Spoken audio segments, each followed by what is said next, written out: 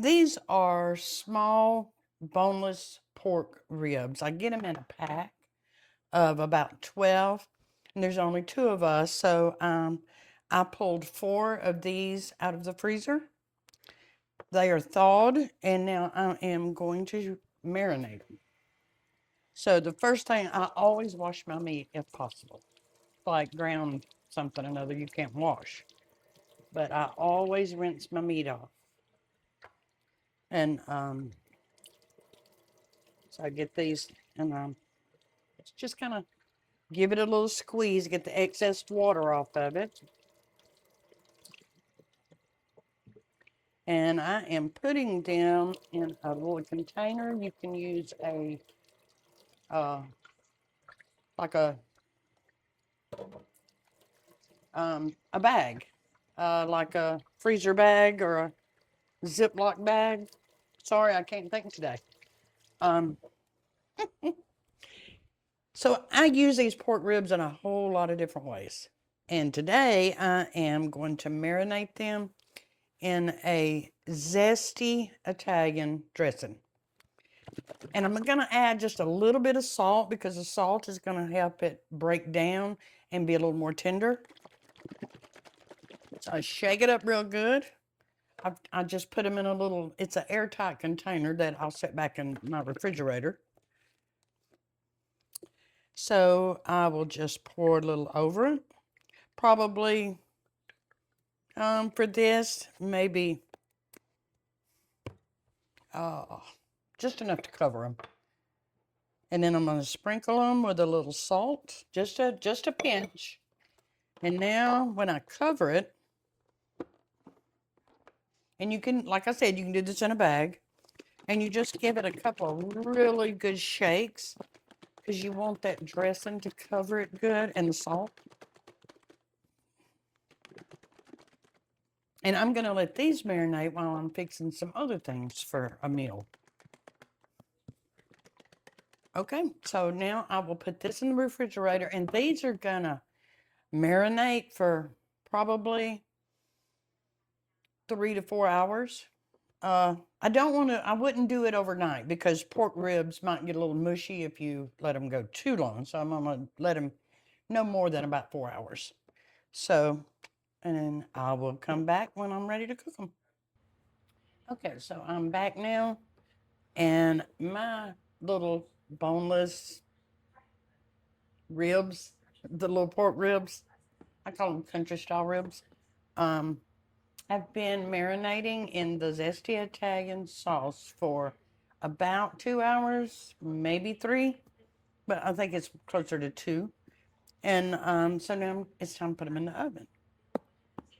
So what I am using is it's a Corningware little dish because this is just for two people. It's got a lid on it. So I will cook it with the lid on for about an hour and a half on 350. My oven's preheated to 350. And if you don't have a dish like this, just put it in a small pan or whatever dish you have and cover it with aluminum foil. If you want, you're going to cook it a little slower. That's the reason it's going to bake for about an hour and a half covered because I want them still juicy. But if you're in a hurry and you just want them crispy, do it uncovered and it'll be about 30, 40 minutes. But for these, it's going to be, they're small. I'm just going to let them cook for about an hour and a half covered. Then at the end of that, I will take the lid off and let them cook about another 10, 15 minutes to get a little crispy. That way, I kind of got the best of both worlds, so to speak. So, all I'm going to do, now, I don't have spray right now, so I always suggest putting oil in your bowl. This is a little olive oil, but you can use vegetable oil or whatever oil or butter. Butter's good. Butter burns easier, so when you're doing it without the top on, you'll have to watch it to make sure that the butter don't burn. So I'm gonna just roll that around in there real good. Well, I guess I need to rub it around in there because it's not rolling too good. These are going to be so good. There we go.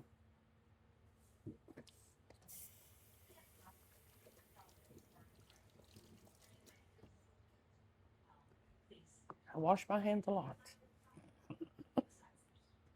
Okay. So I'm just taking them right out of the refrigerator and placing them in the bowl. Can you see what I'm doing? And I want just a little space between them. I don't want them touching each other. That's why I use this pan. Now, any smaller and they would have been too crowded. You want just a little bit of space in between them. I'll take that little bit of juice and pour it all over the tops of them. I waste nothing. Okay. Now I'm going to put the lid on it. And like I said, I'm going to cook these for about an hour and a half. And then I'm going to take the lid off, cook them another about 10-15 minutes, and then I'll be back. Okay, so our ribs, corn, coleslaw, everything's done. Let me show you the little ribs. I took the top off about the last 10. They cooked for about an hour and a half, and then I took the top off, cooked them another 10 minutes so that they would get a little bit crispy. So now, just gonna build a plate here with everything I threw together today. Look at this corn. Now, see what I was talking about. See all that juice down in there? Don't know if you can see it good.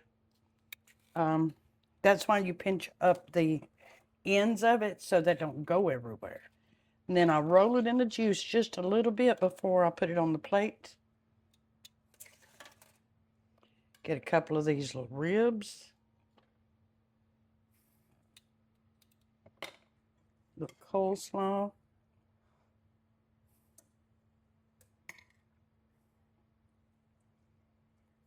Now, we had a couple of little Roma tomatoes. Romas are small tomatoes, but they have a good flavor. So we're also having a couple of slices of that with a little bit of salt over it. Just a little pinch of salt. And so there you go. Nice little supper. So we got ribs, corn, coleslaw, and tomatoes. It makes a really nice little supper. Very inexpensive. And you can do it for one people or a whole family. So I hope you enjoyed this video. And if you did, let us know. Thank you. God bless all of you.